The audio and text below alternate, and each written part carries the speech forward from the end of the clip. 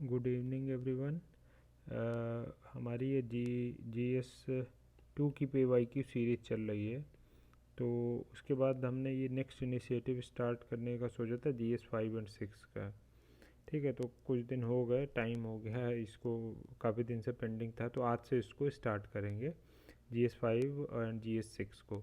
ठीक है, तो ये सिलेबस है जिसको हमने डिवाइड कर लिया है, GS 5 को, GS 6 को अकॉर्डिंग टू। जैसे हम GS 3 में देखते हैं कि अगर हम देखें सिलेबस स्टार्टिंग से, तो कुछ पोर्शन इकोनॉमिक्स का आता है, फिर एग्रीकल्चर आता है, फिर इन्वायरमेंट आता है, फिर इंटरनल सिक्योरिटी आता है। ठीक है, साइबर सिक्योरिटी उसके बाद में आता है। तो इसी तरीके से हमने थोड़ा इसको कैटेगराइज करने की कोशिश की है यहाँ पे। ठीक है, तो GS 5 में हमारे जो इम्पोर्टेंट पोर्शन है हिस्ट्री, ठीक है, पॉलिटी, इंटरनल सिक्योरिटी के पॉइंट्स हैं। हालांकि इसमें एक land reform and its impact है, तो ये GS 3 ऐसे तो GS 6 में क्लब होना चाहिए, पर अब इसमें दिया हुआ है तो हम लोग इसको पॉलिटी में ही क्लब कर लेंगे। ठीक है, फिर इंटरनल सिक्योरिटी हो गया हमारा, और इंटरनल इसके बाद आपका हेल्थ एजुकेशन मिसलेनियस का पॉइंट हो गया। ठीक है, तो ये अगर आप देखेंगे तो इसमें जैसे NGO का पॉइंट है, तो ये गवर्नेंस में ये भी जा सकता है। ठीक है, बाकी हेल्थ एजुकेशन मिसलेनियस में आपका करंट अफेयर्स है, एजुकेशन सिस्टम है, हेल्थ सिस्टम है, टूरिज़्म है, इनोवेशन और इसका पॉइंट है। तो इनोवेशन का पॉइंट जब आप सेकंड GS 6 देखेंगे तो वहाँ साइंस एंड टेक में जा सकता है, पर ठीक है, जो दिया हुआ है सिलेबस उसके अकॉर्डिंग ये बेस्ट पॉसिबल कैटेगराइजेशन था, मेरी समझ में, वो मैंने किया है। ठीक है, कुछ इसमें खास इस तरीके का था नहीं, पर जो मुझे समझ में आया। उसके बाद इकोनॉमिक्स, जैसे हमारा GS 3 में इकॉनमी एंड एग्रीकल्चर होता है, तो वो पूरा पोर्शन हमने यहाँ पे कर दिया। ज्योग्राफी इन्वायरमेंट एक में क्लब कर दिया। ठीक है, और साइंस एंड टेक। इससे होता क्या है कि जब हम सेक्शन डिवाइड कर लेते हैं तो हमको ट्रैक करने में आसान हो जाता है कि किस पोर्शन से कितने क्वेश्चन आए। ठीक है, उस तरीके से हम प्रायोरिटी अपनी डिसाइड करते हैं। जैसे हम GS 2 की पॉलिटी कर रहे हैं, तो GS 2 की पॉलिटी करने पे हमको ये मिल रहा है कि हमारे 45 to 50% ऑफ क्वेश्चन GS 2 में सिर्फ पॉलिटी सेक्शन से आ जाते हैं। ठीक है, तो अगर आप पॉलिटी अच्छे से कर लेंगे, मतलब इंक्लूडिंग गवर्नेंस का भी पार्ट कर लिया, तो आप समझिए 55% to 60% तक क्वेश्चन वहाँ पे आप कर लेंगे। अगर सिर्फ पॉलिटी कर लिया तो 45% आपके कहीं क्वेश्चन नहीं गए हैं। तो इससे क्या होगा, सेक्शन को प्रायोरिटाइज करने में मदद मिलती है, पहला।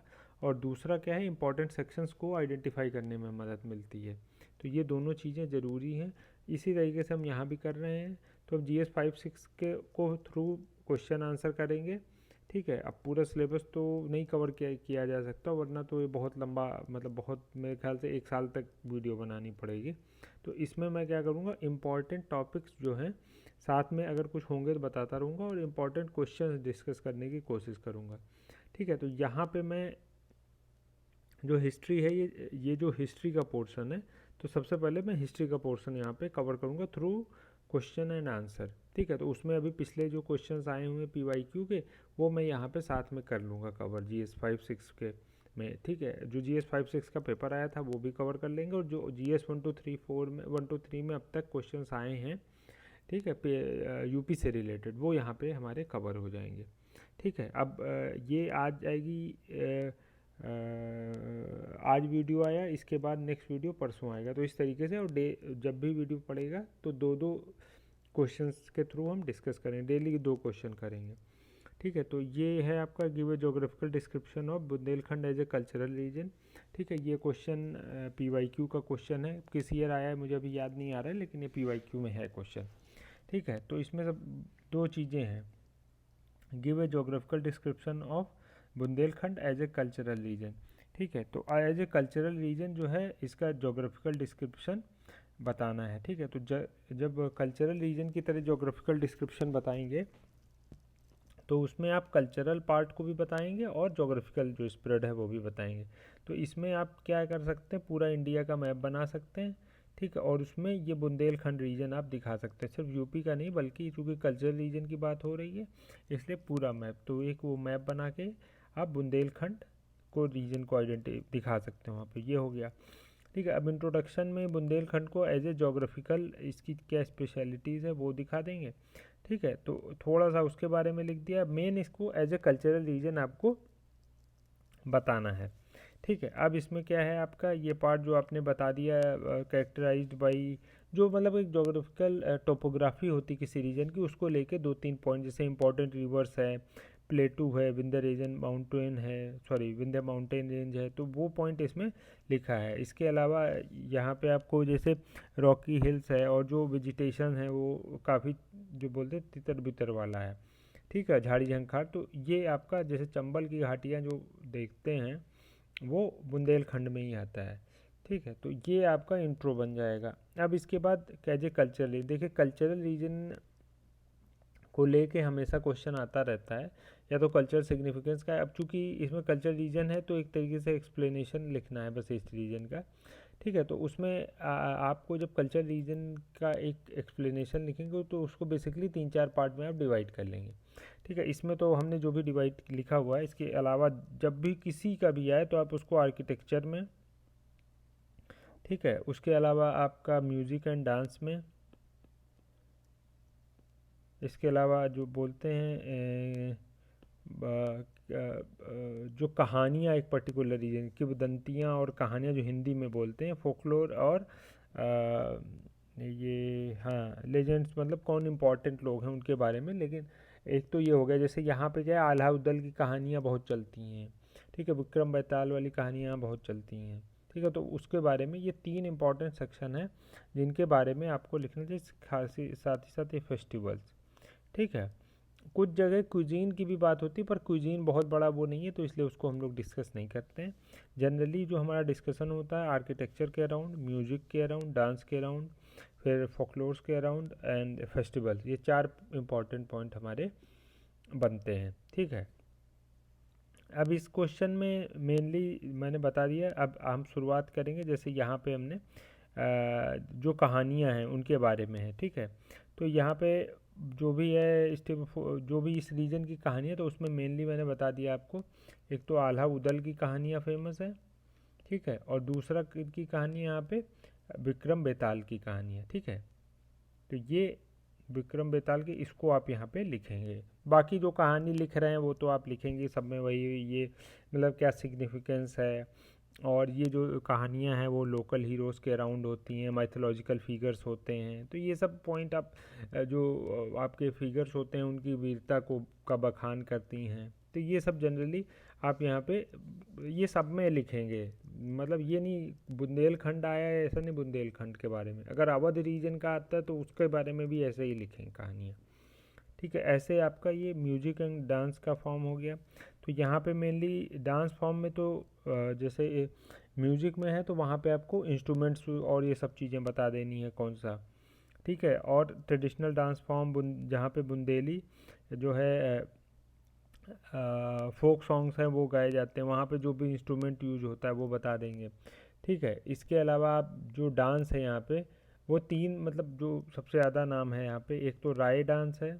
ठीक है, इसके बाद चारकुला है, ठीक है, इसके अलावा निर्गुनी है, ठीक है। ये 3 तरीके का, निर्गुनी सॉरी डांस नहीं है, भजन है, क्योंकि म्यूजिक लिखा हुआ है इसलिए डांस के साथ क्लब हो गया वो, ठीक है। तो ये 2 हैं। तो ये आपको पता ही है राय डांस क्या है जनरली, ये मेरे ख्याल से कभी एक साल आया हुआ है चरकुला के बारे में, ठीक है। तो राय डांस आपका ये है विमेन ड्यूरिंग हार्वेस्ट सीजन, ठीक है। और ठीक है, ढोलक नगाड़ा है, और जो डांसेस होते हैं उसमें जो बहुत इंट्रिकेसीज रहती हैं, हाथों का यूज़, पैर का यूज़ जो है वो सब रहता है, ठीक है। तो उसके बारे में ज़्यादा डिटेल में डिस्कस करने का मतलब नहीं है। चारकुला डांस क्या है, मेनली तीज फेस्टिवल के टाइम पे होता है, ठीक है, ये भी वीमेन ओरिएंटेड है। बाकी चारकुला में वही जो बड़े बड़े ब्रास के पॉट होते हैं वो सर पे रख के जो डांस करती हैं, हो सकता है टीवी में भी देखा हो बहुत लोगों ने, ठीक है। जैसे कोई डांस फॉर्म पढ़िए नहीं समझ में आ रहा तो उसको यूट्यूब पे आप सर्च कर लेंगे ना, तो उसका वीडियो मिल जाएगा, तो आपको तुरंत दिमाग में सेट हो जाएगा, ठीक है। तो इन केस अगर नहीं समझ में आता है तो आप ये कर सकते हैं। बाकी निर्गुणी भजन जो जनरली भगवान राम और लॉर्ड कृष्ण जो भगवान कृष्ण के लिए, तो वो आप यहाँ पे दे देंगे, ठीक है, लिख देंगे। तो ये आपका एक पार्ट हो गया। और इसके बाद मेन आपका ये आर्किटेक्चर वाला पार्ट है जो इम्पोर्टेंट है यहाँ पे। तो आर्किटेक्चर में आपके जैसे खजुराहो टेम्पल्स हैं कितने फेमस हैं, फिर ओरछा फोर्ट कॉम्प्लेक्स है, बुंदेल डायनेस्टी ने बनवाया वो है, ठीक है, तो ये आपके दो हैं। बाकी यूनेस्को वर्ल्ड हेरिटेज साइट में भी है, ठीक है, इनका मतलब रिकग्निशन है, जो खजुराहो ग्रुप ऑफ माउंटेन्स हैं, ठीक है। तो ये सब पॉइंट है, इसको आप आर्किटेक्चर्स में लिख देंगे। देन लिटरेचर एंड, देखिए मैं क्वेश्चन आंसर के हिसाब से बता रहा हूँ, ना कि टॉपिक को एक्सप्लेन करने के हिसाब से बता रहा हूँ कि अगर ये क्वेश्चन आ गया बुंदेलखंड का तो आपको क्या लिखना है, मैं उस हिसाब से बता रहा हूँ, ठीक है, जिससे आपकी आंसर राइटिंग की प्रैक्टिस थ्रू टॉपिक हो जाए, ठीक है। तो ऐसा नहीं है, अब इसको अगर आप कायदे से आप पढ़ने लगेंगे और सोचने लगेंगे तो इसमें कई पेज मिल जाएंगे, लेकिन हमको लिखना क्या है, 125 वर्ड है तो मैक्सिमम 2 पेज, और 200 वर्ड है तो मैक्सिमम 3 पेज। तो इसके लिए बहुत ज़्यादा नॉलेज भी रख लेंगे तो उसका कोई मतलब नहीं है। वहाँ एग्जाम्पल क्वेश्चन जब लिखेंगे तो सिग्निफिकेंट पॉइंट मतलब आपके पास रहें, ठीक है। इसके अलावा लैंग्वेज लिटरेचर, तो बुंदेली लैंग्वेज है ये वहाँ पे, जो कि हिंदी का डायलेक्ट है एक तरीके से, तो उसके बारे में थोड़े से पॉइंट लिख देंगे, ठीक है। इसके अलावा फेस्टिवल सेलिब्रेशन है ही है, सेम वही जो फेस्टिवल अपने नॉर्थ इंडिया में जो भी होते हैं सब वहाँ पे सेलिब्रेट किए जाते हैं। तो ये एक तरीके से कल्चरल रीजन है, तो उसका एक डिस्क्रिप्शन हो गया। और culture richness lies in diverse, ठीक है, and unique identity of culture in central India, ठीक। तो ये आपका ये लिख सकते हैं, या फिर सिग्निफिकेंस ओवरऑल लिखना चाहें, ठीक है, तो वो आप लिख सकते हैं कि जो इसका सिग्निफिकेंस है वो सिर्फ मतलब उस रीजन के लिए नहीं है बल्कि पूरे इंडिया के लिए है, ठीक है। तो ये हिंदी में भी इसका ट्रांसलेशन इस बार मैंने मतलब डाला है, और ठीक है, मैंने ट्रांसलेशन कोशिश की है कि गलतियाँ थोड़ी कम रहे, हो सकता है कुछ गलतियाँ मिल जाएँ तो उसके लिए माफ़ी चाहेंगे, लेकिन कोशिश की है कि गलतियाँ कम रहें हिंदी ट्रांसलेशन। एक ये हो गया। दूसरा क्या है, describe the cultural importance of Prayagraj in ancient India. इस तरीके का क्वेश्चन बहुत ज़्यादा आता है। इसमें देखिए क्या है, कल्चरल इंपॉर्टेंस जब भी आप पढ़िए तो कुछ सिटीज़ की कल्चरल इंपॉर्टेंस ज़रूर, मतलब आज के समय में जो ट्रेंड चल रहा है तो उसमें देखिए प्रयागराज है ही है, उसके बाद वाराणसी अक्सर रिपीट आ जाता है, अभी दूसरी सिटी है वो अयोध्या है, ठीक है, तो उसके बारे में भी बहुत ज़्यादा अयोध्या है, तो ये हो गया। इसके अलावा कन्नौज है, ठीक है, इसके अलावा श्रावस्ती है, ठीक है, जो ये इंपॉर्टेंट सिटी हैं एंशियंट इंडिया की जिनका रिलेवेंस जनरली पूछा जाता है, ठीक है। इसके अलावा मथुरा है।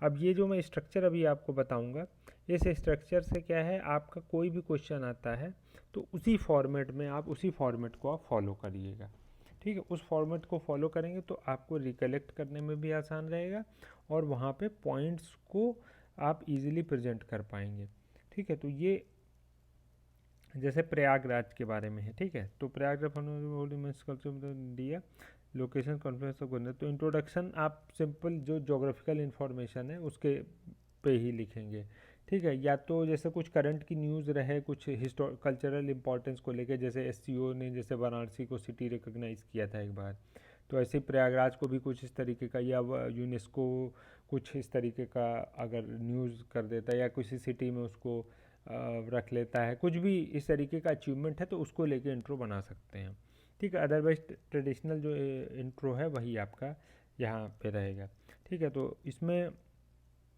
एक बात जानना है, जो आर्यंस थे उनका सबसे इनिशियल सेटलमेंट कहाँ पे था आपका, ये प्रयागराज के राउंड में था, ठीक है। और एक कोल्डियावा करके जगह है और बेलन रिवर के बैंक पे है, किनारे पे है, जो कि प्रयागराज डिस्ट्रिक्ट में, तो इसलिए वहाँ पे जहाँ पे पढ़ा होगा एंशिएंट इंडिया में कि जो राइस के एविडेंस मिले हैं एंशिएंट टाइम पे, तो वो आप यहाँ पे ध्यान जानकारी के लिए बता दिए, तो उसको आप यहाँ माइंड में रख सकते हैं। अब देखिए सिग्निफिकेंस है, जब भी कल्चर सिग्निफिकेंस की बात आएगी या इम्पोर्टेंस की बात आएगी, रिलीजियस, हिस्टोरिकल, ठीक है, एजुकेशनल, लिटरेचर, ठीक है, ये सब पॉइंट आपको इसमें रखना है, ठीक है। इसके अलावा साथ में साथ जैसे रिलीजन का रिलीजियस सिग्निफिकेंस है तो कल्चरल फ्यूजन, ठीक है, वो भी पॉइंट हो सकता है। साथ ही साथ आर्किटेक्चर से जुड़ी हुई कोई इन्फॉर्मेशन हो तो उसको आप ज़रूर यहाँ पे क्लब करेंगे, ठीक है।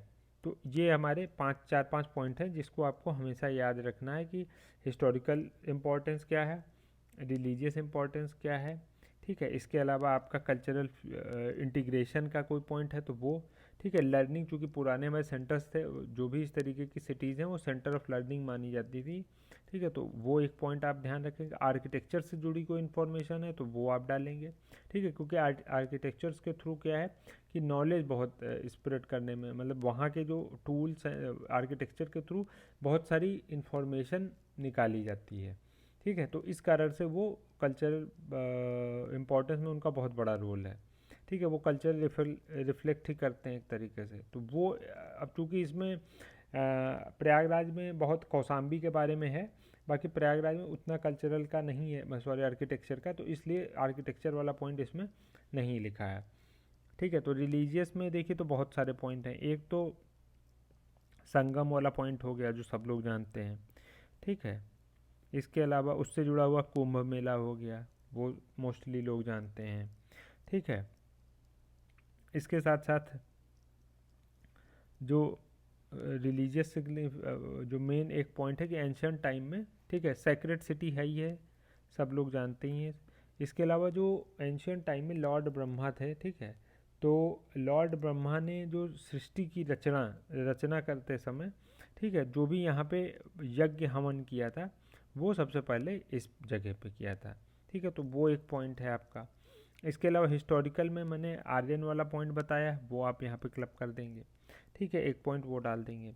इसके अलावा जो दूसरा पॉइंट है, रामायण है, महाभारत है, ठीक है, पुराण है, हर जगह जो है आपको प्रयागराज के बारे में लिखा हुआ मिल जाता है, तो वो एक पॉइंट हो गया आपका। इसके अलावा आप जैसे जब भी जैनिज़्म है, बुद्धिज़्म है, हर तरीके के जो हिंदुज़्म, जैनिज़्म, बुद्धिज़्म, तीनों का एक तरीके से जो फ्यूजन का प्लेस था, या ऐसी जगह थी जहाँ पे तीनों रिलीजन जो है प्रैक्टिस होते थे, ठीक है। तो इसलिए कल्चरल फ्यूजन वाला पॉइंट लिखा है। अगर वाराणसी की बात आती तो वहाँ भी सेम पॉइंट आप यूज़ कर सकते हैं, ठीक है, कल्चरल फ्यूजन वाला पॉइंट। तो एक तो ये हो गया आपका, ठीक। इसको करने के बाद अगला पॉइंट आपका जो मैंने बताया वो सेंटर ऑफ लर्निंग। तो एजुकेशन के लिए बहुत ज़्यादा, मतलब उस समय में एंशियंट टाइम में, तो उसमें मोनेस्ट्रीज़ हैं, आश्रम हैं, यूनिवर्सिटीज़ हैं, ठीक है। तो यहाँ पे ब्रह्म विद्या के लिए गुरुकुलम की स्थापना थी, जो कि वैदिक नॉलेज और फिलॉसफी को स्प्रेड करता था। तो ये सेंटर ऑफ लर्निंग का एग्जांपल हो गया। कल्चरल फ्यूजन का मैंने आपको ऑलरेडी इसमें बता दिया है, ठीक है। और इसके अलावा का आर्टिस्टिक हेरिटेज है का एक पॉइंट है, जहाँ पे आप लिटरेचर, पोइट्री, रिनोन्ड जो पोइट्स हैं, जो आपके संत हैं, ठीक है, तो इनके इसमें भी नाम मिलते हैं, तो ये एक पॉइंट आप इसमें इंक्लूड कर देंगे, ठीक है। तो ये आपके 4-5 पॉइंट हो गए। अगर वाराणसी के बारे में पूछता है तो सेम पैटर्न पे आप लिख देंगे, ठीक है। इसी तरीके से अगर श्रावस्ती के बारे में लिखता है तो वहाँ भी आप गौतम बुद्धा का रोल है, ठीक है, तो वो लिख देंगे। उसके अलावा वहाँ मोनेस्ट्री है, जतावना मोनेस्ट्री है, तो वो आप वहाँ लिख सकते हैं, ठीक है। और साहेत महेट करके है, आइडेंटिफाई किया गया है उसको, तो वो आप लिख सकते हैं। और जोग्राफिकल तो पता ही है, गंगा प्लेन, जो तराई क्षेत्र है गंगा का, वहाँ पे मिलता है, तो वो आपका आ जाएगा। ऐसे ही आपका जो अयोध्या है, ठीक है, अच्छा ये मथुरा भी मैंने बता दिया था, अयोध्या है, तो अयोध्या में जो है सरयू रिवर है। फिर इसके बाद आपका जो लॉर्ड राम, और फिर जो वहाँ पे मेन जो हिंदू रिलीजन है तो उसका पॉइंट है।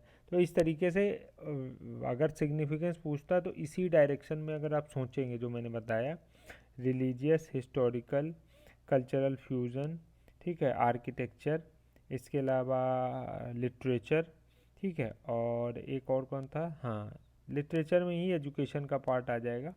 तो ये 5 डायमेंशन में अगर आप सोचेंगे तो आंसर आप इजीली कवर कर लेंगे, ठीक है। तो ये आपका क्वेश्चन नंबर 2 हो गया। इसके बाद हम, ये क्वेश्चन पिछली बार आया था, identify the sites related to Harappan Uttar Pradesh, ये हम लोग नेक्स्ट टाइम करेंगे। अच्छा देखिए, इसमें एक चीज़ और इम्पोर्टेंट जो मैं बताना भूल गया, ये यहाँ पे आपको इंडिया का उत्तर प्रदेश का मैप बनाना है, और जो गंगा यमुना सरस्वती का कॉन्फ्लुएंस दिखा देना है यहाँ पे, ठीक है। तो ये आपको एक काम अगर कर सकते हैं तो वो डायग्राम बनाना काफ़ी अच्छा रहेगा। ठीक है, तो ये मेरे ख्याल से हाँ ठीक है, यहाँ पे ये कर सकते हैं। बाकी आपका आंसर तो एज यूजुअल इसमें कंक्लूजन ठीक है, जो नॉर्मल लिखना चाहते हैं हिस्टोरिकल सिटी है उसकी इम्पोर्टेंस को लेते हुए आप कंक्लूड कर दीजिए। ठीक है, तो ये हमारे GS 5-6 को हमने आज से शुरू कर दिया है। डाउट हो या कोई और भी चीज़ें हो तो मतलब कुछ आपको पूछना है तो आप कमेंट सेक्शन में पूछ लीजिए, और हमारा टेलीग्राम चैनल ज्वाइन कर लीजिए। आगे हम लोग और भी धीरे धीरे कई इनिशिएटिव लाने वाले हैं इस पर।